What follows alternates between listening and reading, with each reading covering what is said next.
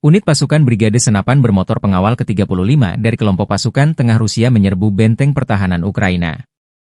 Rekaman video yang dirilis militer Rusia 27 Januari 2025 menunjukkan penyerbuan benteng angkatan bersenjata Ukraina oleh unit-unit kelompok pasukan tengah di arah Krasnoarmeysk. Sebelum infanteri menyerbu benteng, operator UAV mengidentifikasi dan menghancurkan titik tembak utama personel Ukraina. Kemudian, pesawat serbu Batalion Senapan Bermotor Atlan dari Brigade Senapan Bermotor Pengawal ke-35 dari kelompok pasukan tengah, di bawah perlindungan peluncur granat, memasuki sabuk hutan tempat benteng angkatan bersenjata Ukraina berada. Saling melindungi, para prajurit menghancurkan para musuh yang menolak menyerah. Setelah itu mereka membersihkan ruang galian, mengamankan posisi mereka dan meneruskan serangan, demikian keterangan video Kementerian Pertahanan Rusia.